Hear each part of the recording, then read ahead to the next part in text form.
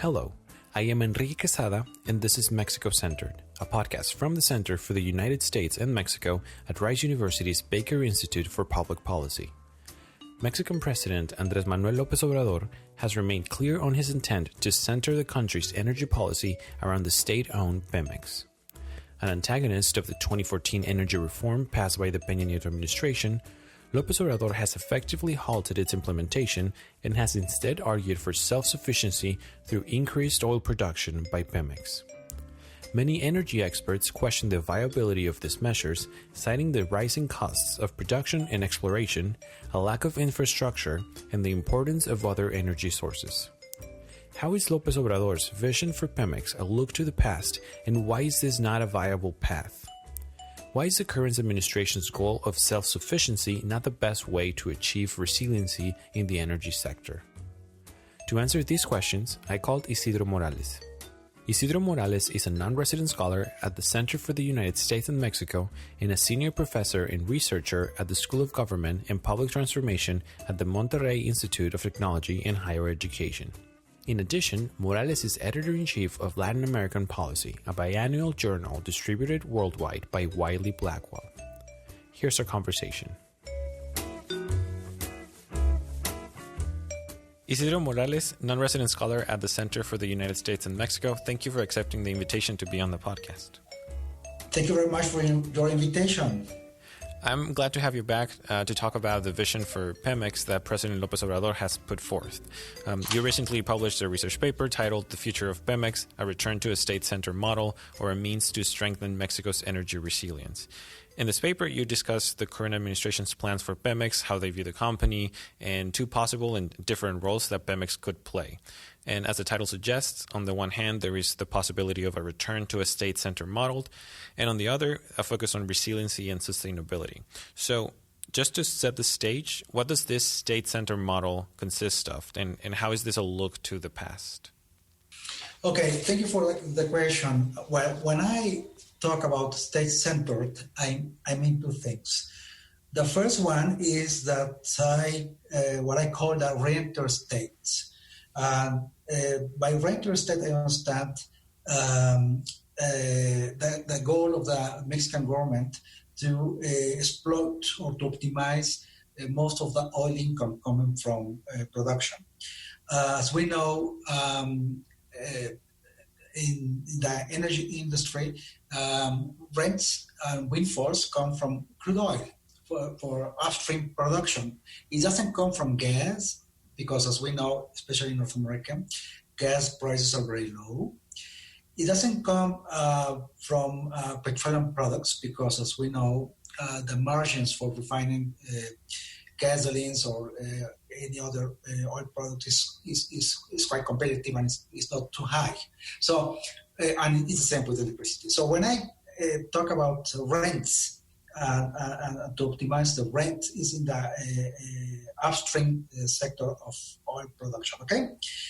That's one part. So traditionally, Mexico, through Pemex, has optimized that rent since the first part of the 1970s when oil prices went up. So that's one point. And the second part of what I call the state center is that traditionally Mexico, there has been a duopoly in order to exploit the energy sector, meaning by this that you had Pemex exploiting oil and gas and some petrochemicals as well, and you had the Mexican power utility called Comisión Federal de Electricidad, CFE. Now, as you know, with the energy reform of 2013, the monopoly regime, if we can call it that way, has ended up. And now we have private companies, and reform allowed for private companies' participation in all the energy chain. Now, when I'm saying that it seems that the current government is trying to come back or to return to a state-centered rentier model, means that it tries to dominate most of the energy chains of this industry in Mexico. Of course, it is allowing for private participation, as you have heard, in electricity and in oil exploration, but always under the flagship of the two state-owned enterprises. That's why I consider that we are coming back, or we are returning to this model, even though it's not going to be the same because the monopoly has ended up. But private participation remains very restrained to the leadership of these two major firms. So how does this vision contrast with a focus on resiliency and sustainability? Why are these competing instead of complementary goals? Because I feel like it is intuitive to think that being self-sufficient would lead to being resilient. And why is this not the case? Okay. Of course, if a country is self-sufficient in all its energy, of course, it means it's quite resilient. But the problem here is that the Mexican government wants to become want to regain self-sufficiency in almost all the energy sector through government control. And that's the problem. I'm not against that the Mexican government develops an energy policy that pretends to reach self-sufficiency in all the energy sector. But I have my doubts that this could do it through this state-centered model. Why? Well, in the case of Pemex, is that because in my paper I show, first of all, Pemex is very restrained in money, in capital expenditure. It depends highly on government transfers. I mean, Pemex doesn't work as a private firm.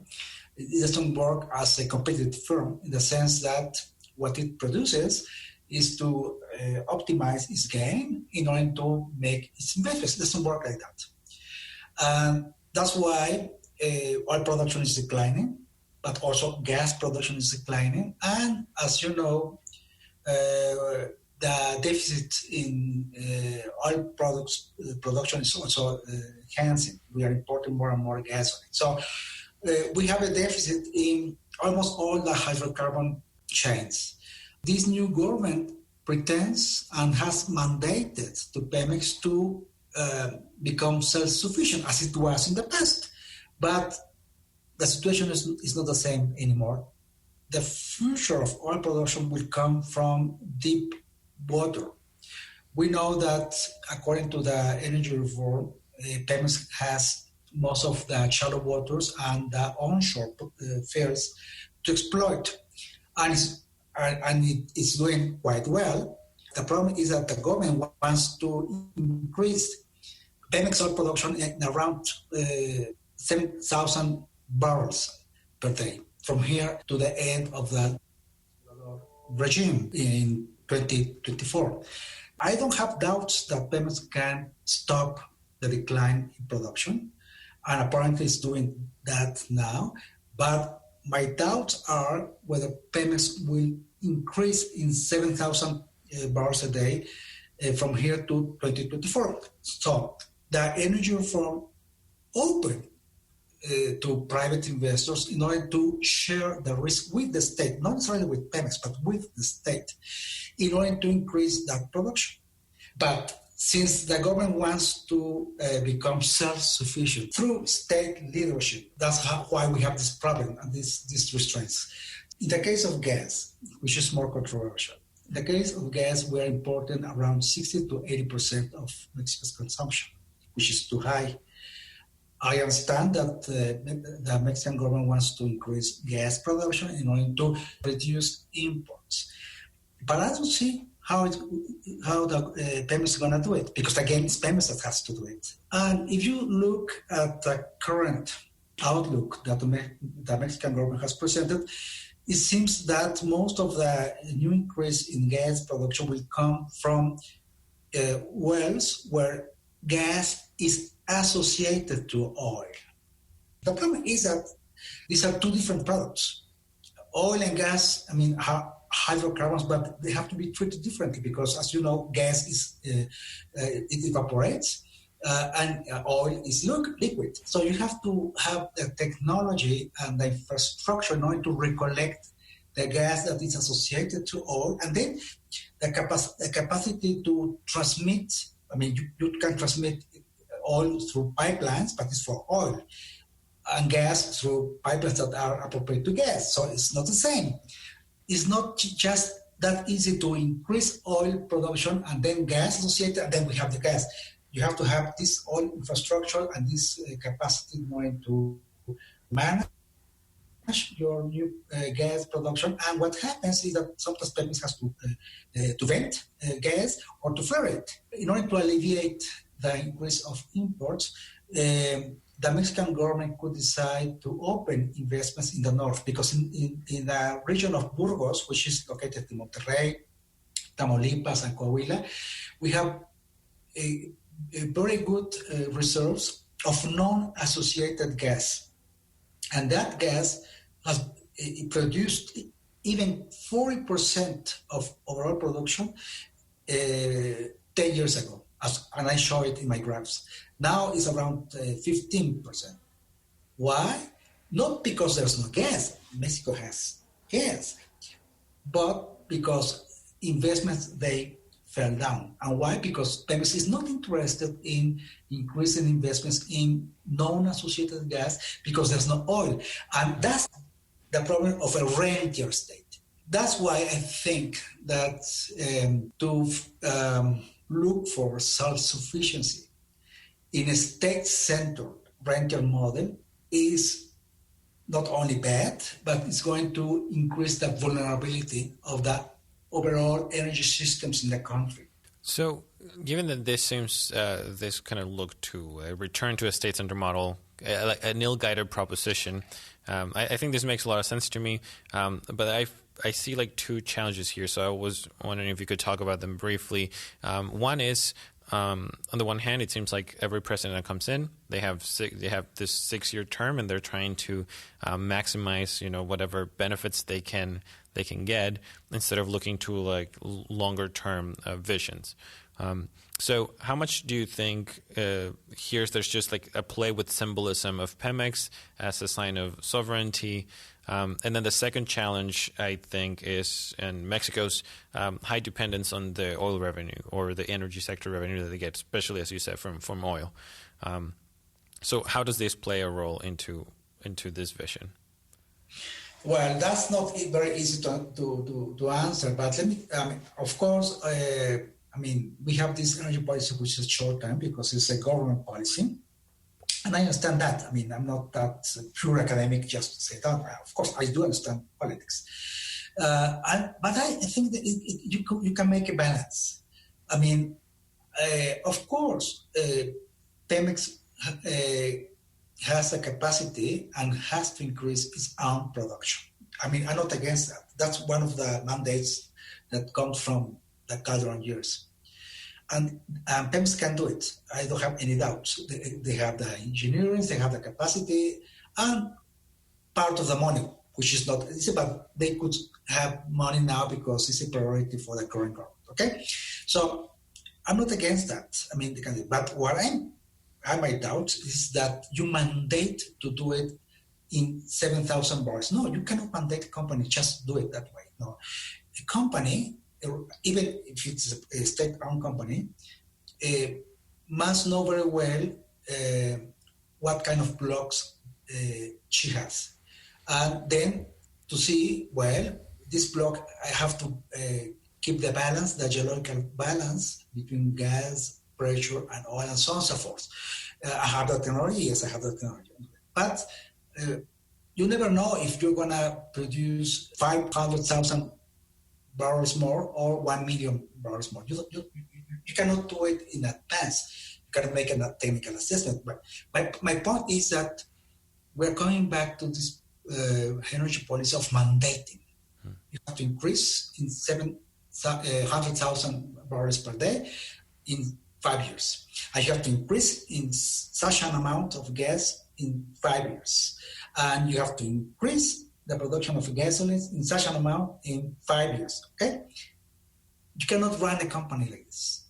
So give more independence to the company. The CEO must become independent and the board of directors as well.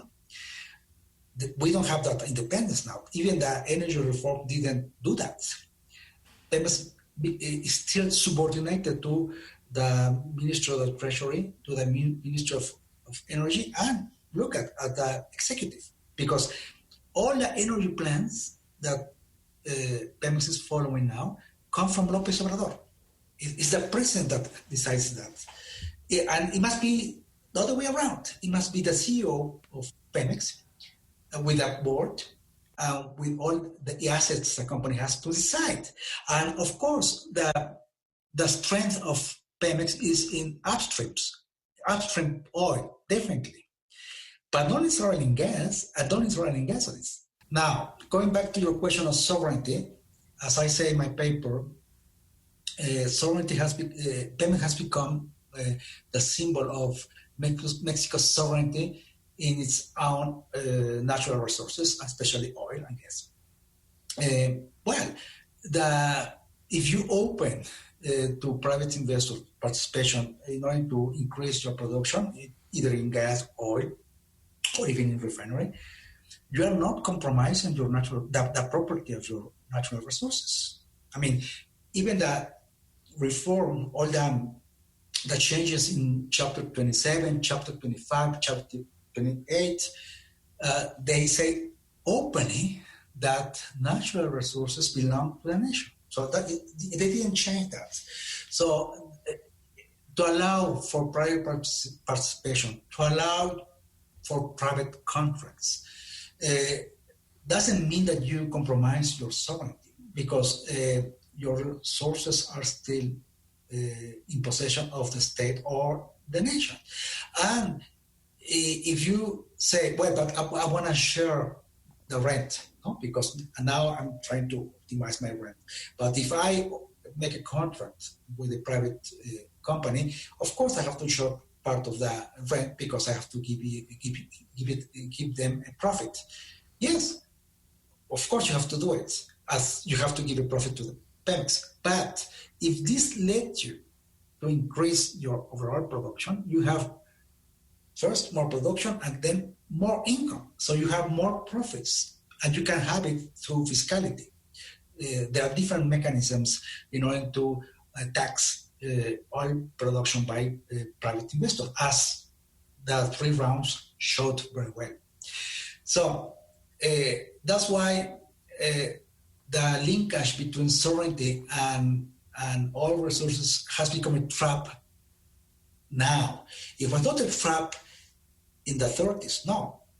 Why? Because when Lázaro Cárdenas nationalized the production of foreign companies, because he nationalized foreign companies, was to enforce the principle of Article 27 that national resources belongs to the nation. And that's, yes, because they belonged, but in fact they were exploited by foreign capital, but because they wanted to have the property of the resources, because they had the property. And they wanted to remain owners of the resources of the subsoil. And the nationalization stopped that. The Mexican government regained the sovereignty of its own resources. But currently, these resources are still belong to the nation. The big question now is how to better exploit them. And I don't think that going back to the state center rental model is the best way to exploit them. That's my point. Isidro Morales, non-resident scholar at the Center for the United States and Mexico. Thank you so much for answering these questions. Thank you so much, Enrique. Look forward to going back with you. That was Isidro Morales. The Spanish version of the paper titled The Future of Pemex, A Return to a State-Centered Model or a Means to Strengthen Mexico's Energy Resilience, which was referenced throughout this episode, is available on the Baker Institute's website. That is it for this episode. Thank you for listening to Mexico Centered, Thanks to Lisa Wakata, our program manager, and to Tony Payan, the director of the Center for the United States and Mexico at Rice University's Baker Institute for Public Policy. You can visit our website at bakerinstitute.org/Mexico, where you can find our latest publications. Views and opinions expressed in this podcast are those of the guests and the host, and do not necessarily reflect those of the center. If you have any comments or suggestions, you can email us at mexicocenter@rice.edu. We would love to hear from you. Mexico Centered is available on Apple Podcasts, Google Play, Stitcher, and Radio Public. You can subscribe through your favorite podcast app to receive all of our new episodes directly on your phone. I am Enrique Quesada. I will see you next time.